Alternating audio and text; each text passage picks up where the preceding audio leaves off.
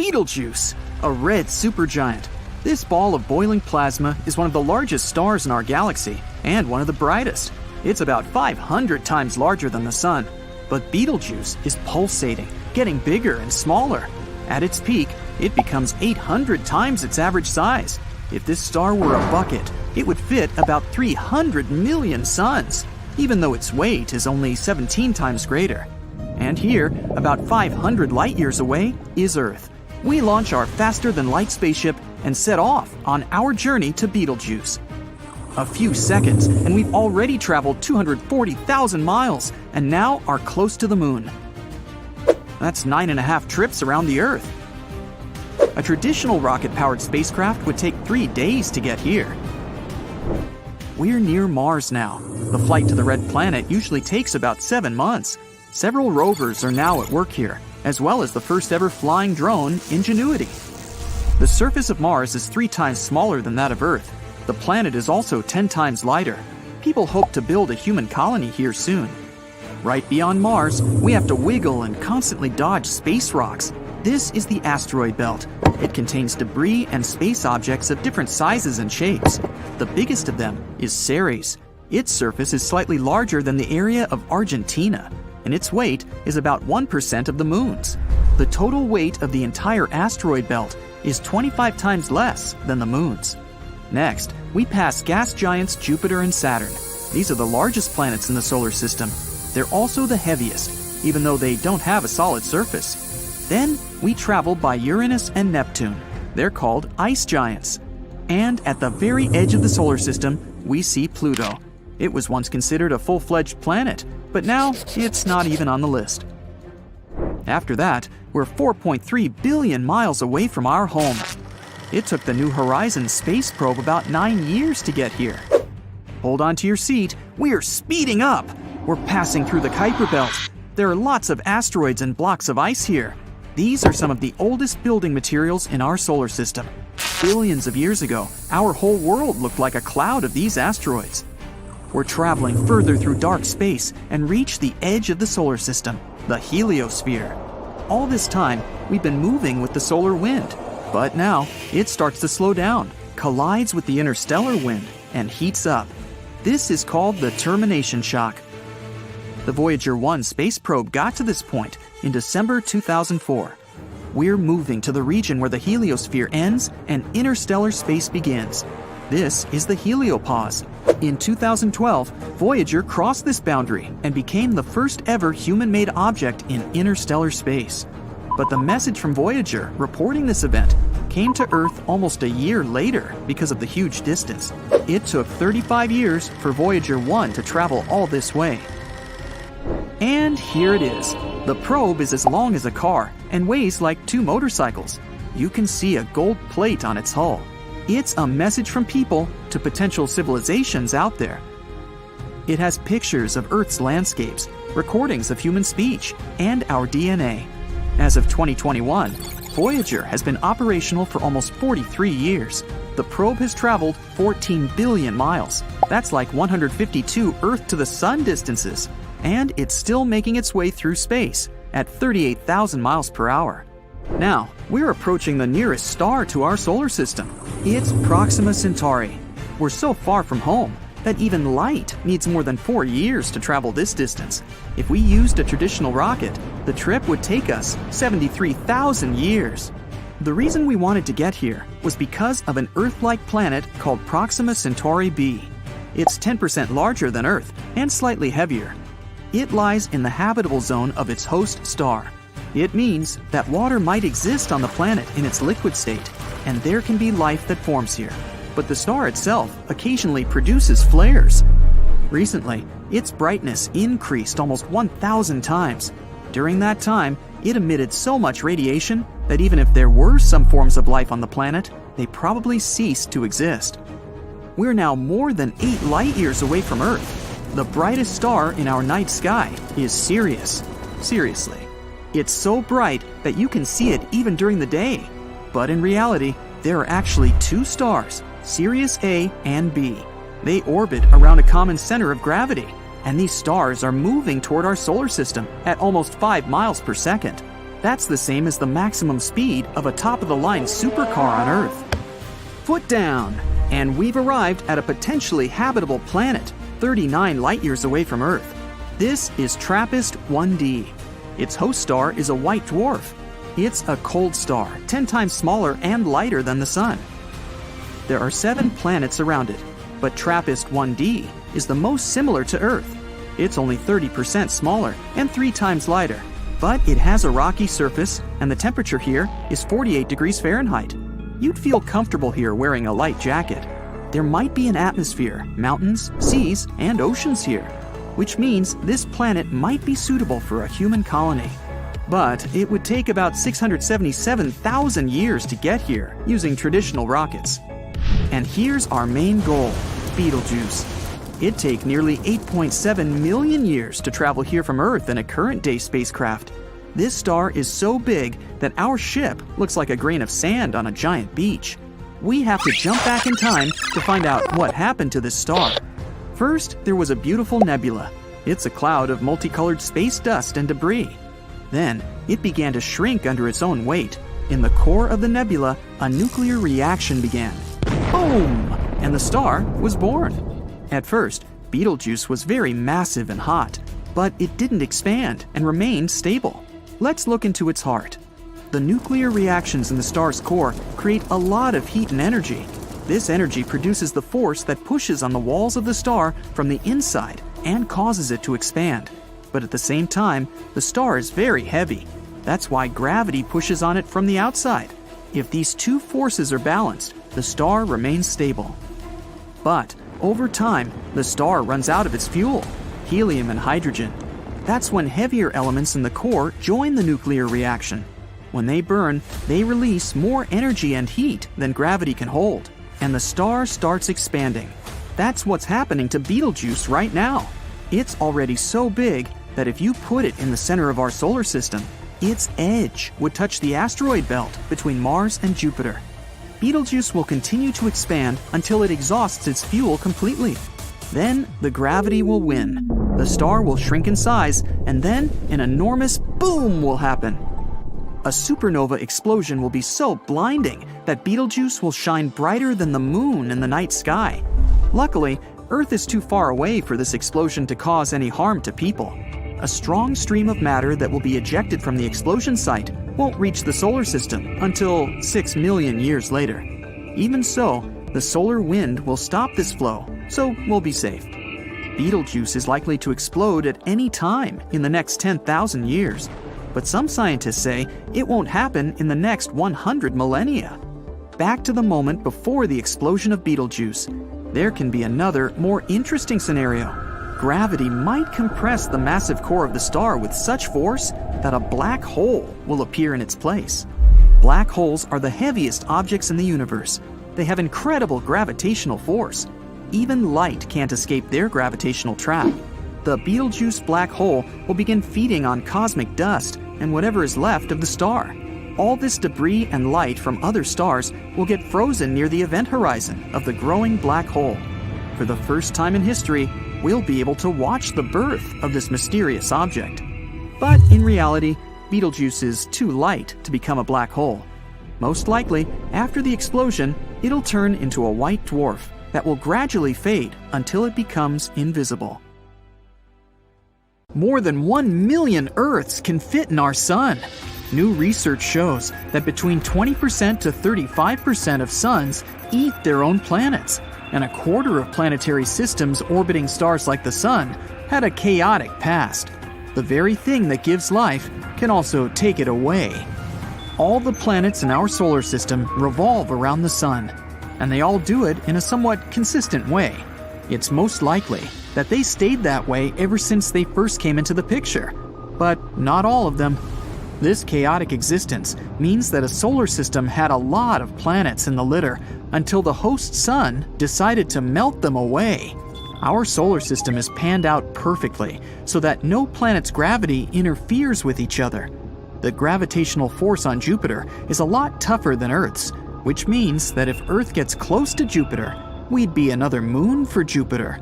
The planet is so big that if Earth were the size of a grape, Jupiter would be the size of a basketball compared to it. Even with the best technology in the world, it's difficult to tell if stars do, in fact, eat their planets. The best way to study this is to observe binary systems. That's just a sciencey way of saying a system with two stars orbiting each other. Usually, the two stars were formed around the same time from the same gases and the same conditions. It means they should contain the same elements, more or less. When you open your eyes in the morning, the sunlight that's been traveling for millions of miles greets you. The closer we get to it, the hotter it is. But the rays traveling from the sun also contain certain chemicals that make it unique. The chemicals that are associated with the sun are light materials like oxygen, carbon, hydrogen, and helium. You can find some other stuff in it too, but these are the main ones. By studying these elements, you can learn the history of a solar system with enough detail to determine if it was chaotic or smooth. Scientists studied 107 binary systems composed of suns like ours by analyzing the light. Since each system contains two suns, they compared and contrasted them to see the differences. They observed the stars with a thin outer layer, having different elements than their companion. All suns contain light elements, but there are some that have rocky elements, like iron, silicon, and titanium near the sun. These elements are associated with rough terrains that you'd find on the surface, but they're out there floating in the middle of space. The thinnest outer layer is especially rich in iron compared to the other layers. Many stars are twins at birth. Even most of the Milky Way stars have a buddy in a binary system. It means our sun is pretty unique for not having a partner. But there are some theories out there that suggest that the sun may have lost its twin in the past. It's around 184 light-years away and is called HD 186302. This might be our lucky star. A stellar nursery is where thousands of stars are born. They're made up of gas and dust that gradually collapse under their own weight. Our sun may have started in such a way 4.6 billion years ago. And when they're mature enough, they go out into the open, usually with their travel buddy. Actually, scientists claim that up to 85% of all stars could be in binary pairs or have more buddies, but over 50% are dual pairs. The only problem is that we can't really see it, since it strayed from its original orbit an eternity ago. But traces of it can be found in the Oort cloud. That's the vast cluster of space consisting of comets, space rocks, and ice in the outer edges of our sun's reach. They float around quite a lot, since they're far off the sun's gravity and can easily be knocked out of their orbit into open space. Flying through such a space is no different than flying through any random void of space. The reason why some of these light elements in space contain rock elements you'd find on the surface of a planet is because the sun knocked them off their orbit and devoured them as they got closer. It also happens when a star becomes too big in its place and starts eating everything around it. According to scientists, if a star eats a planet, it can make it go chaotic and spin so quickly that it eventually rips apart. But don't worry, there's a very low chance of the sun devouring the planet in the near future.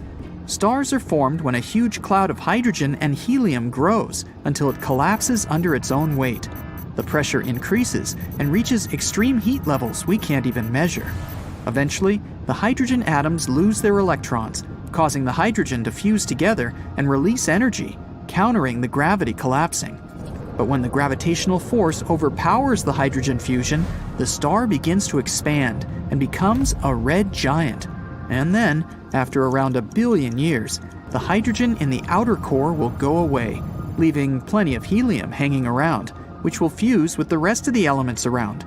And once all the helium disappears, gravity will shrink the red giant into a white dwarf. And when it's completely gone, the remains of the star release tons of gas and dust into space.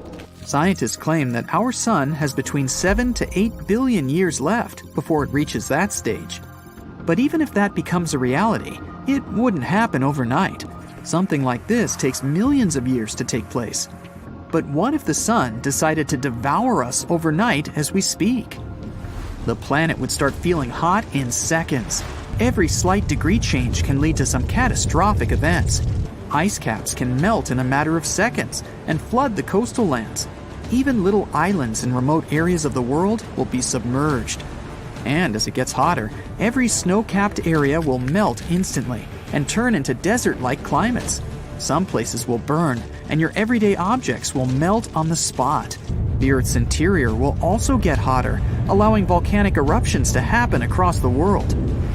Antarctica will melt from the heat, as well as the volcanoes erupting inside. And just in a matter of minutes, the whole planet will turn into fire and ash before it explodes into tiny bits floating in space, reaching areas we've never even heard of. But no worries, something like this won't really happen. In case the sun knocks us off our rotation, the results would be different. It'll also get hot because the magnetic field around us protects us from the sun's radiation. And once we get knocked out of place, the magnetic field gets tarnished, and the extreme heat from the sun will boil us.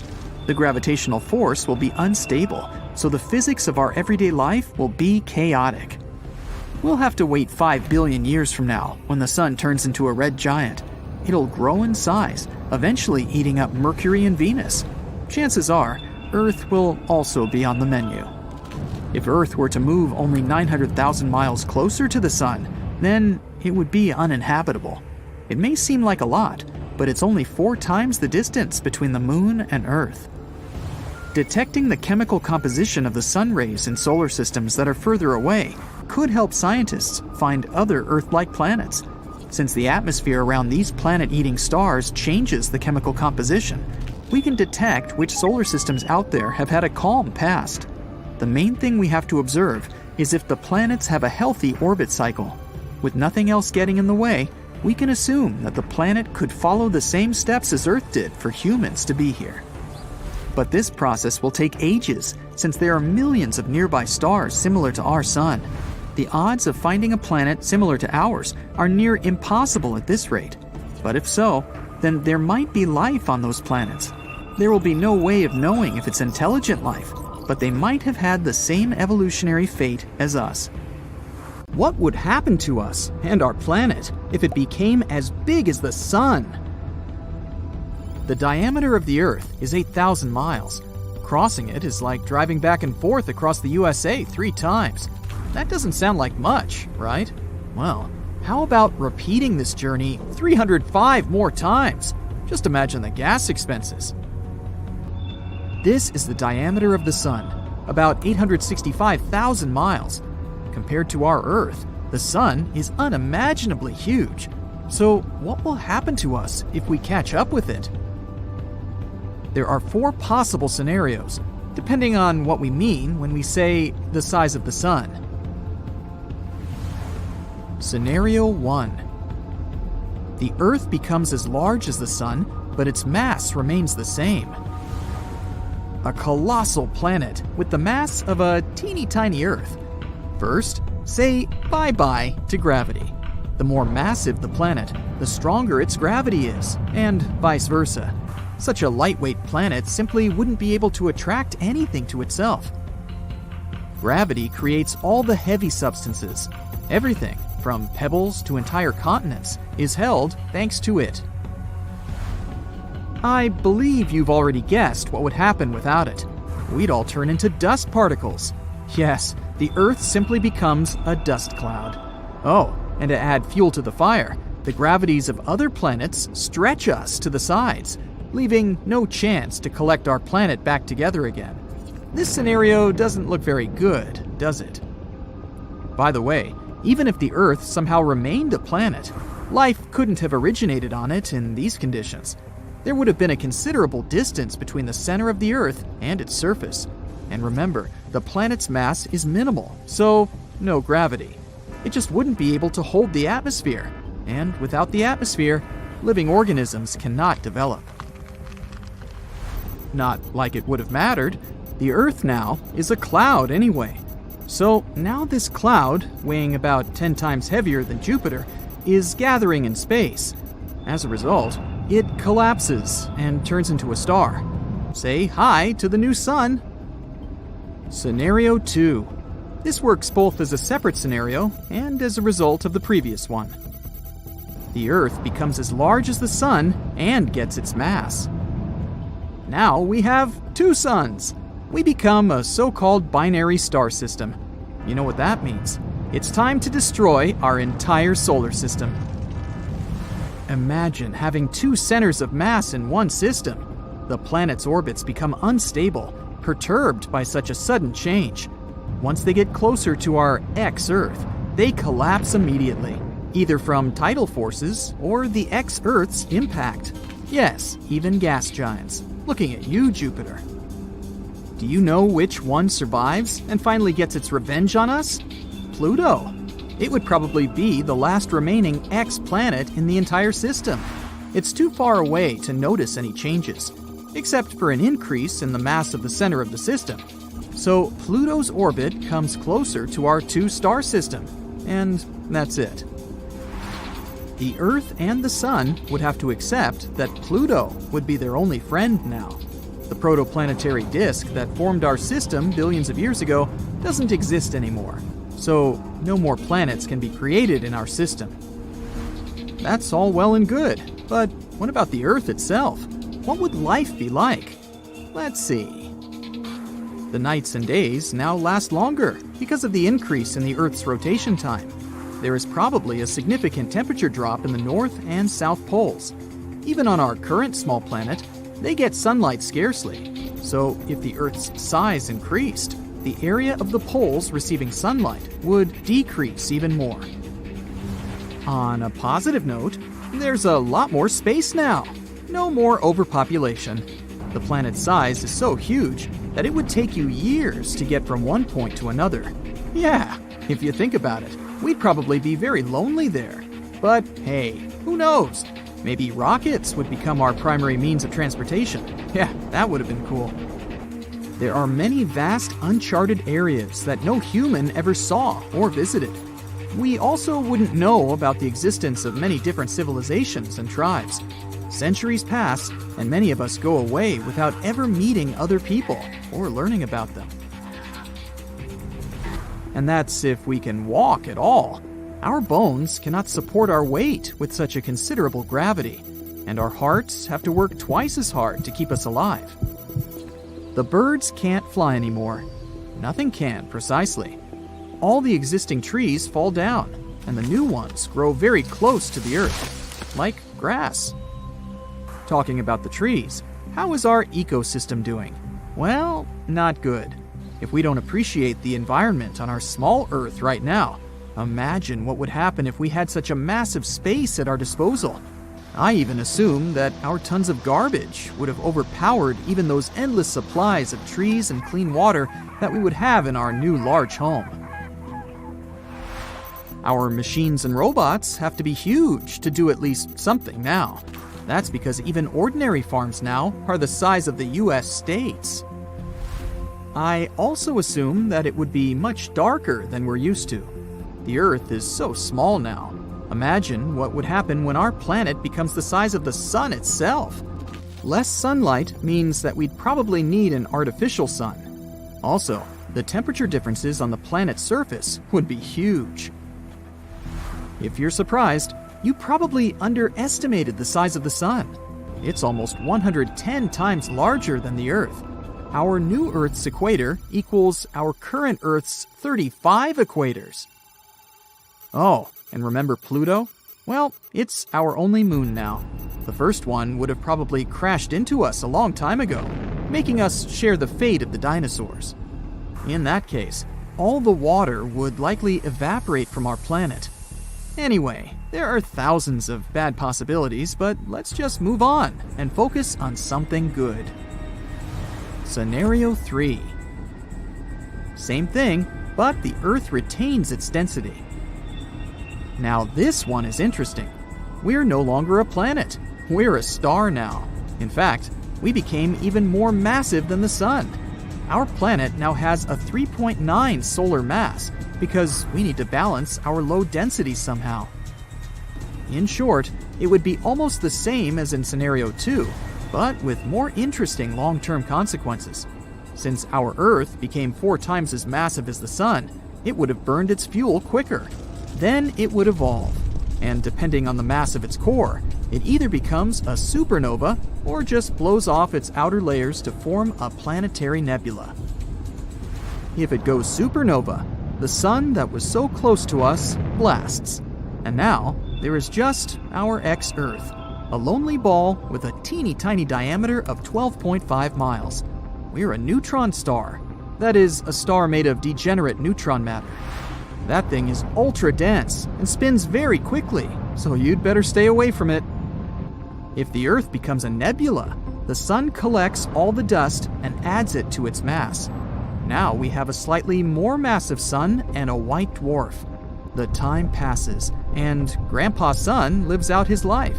It becomes a red giant after depleting the hydrogen in its core. It starts expanding and leaves its material, mostly hydrogen, on the white dwarf. That's us. When the matter reaches high enough temperatures and pressures, nuclear fusion happens. We become a nova. Yay, we're a star again. A lonely one, but a star nevertheless. So what happens next? You see, a star is a battle of opposing forces. One of them is gravity, which tries in every possible way to compress the lead into a small ball as much as possible. The second is a pile of fuel in the star's core, which, while burning, forms tons of energy and substantial hot temperatures. As long as these forces are in balance, the star lives.